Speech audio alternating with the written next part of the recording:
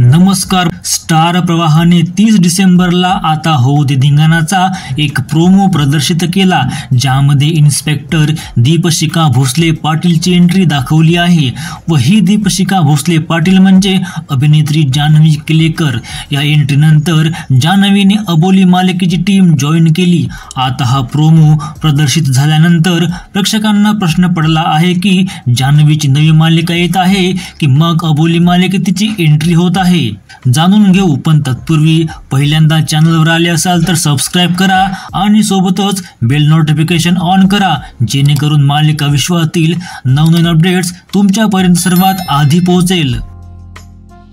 तर मंडळी, जसे की स्पष्ट आहे, अबोली मालिकेत अबोली समोर नेहमी काही ना काही आव्हान येत असतात आणि शिवाय अंकुश सुद्धा एक पोलीस आहे, त्यामुळे पोलीस आणि कोर्ट ह्या गोष्टी या मालिकेत सुरूच असतात. त्यामुळे जान्हवीची कोणती नवीन मालिका येत नसून तिची अबोली मालिकेत एंट्री होणार आहे. सूत्रांकडून मिळालेल्या माहितीनुसार तिची ही भूमिका काहीशी सकारात्मक असण्याची शक्यता आहे. मात्र वेळेनुसार कळेल की तिची ही भूमिका किती सकारात्मक राहील किंवा किती नकारात्मक राहील. मराठी मालिका विश्वातील नवनवीन अपडेट्ससाठी चॅनलला नक्की सबस्क्राईब करा, बेल नोटिफिकेशन ऑन करा, व्हिडिओ लाईक करा, कमेंट करा, शेअर करा. धन्यवाद.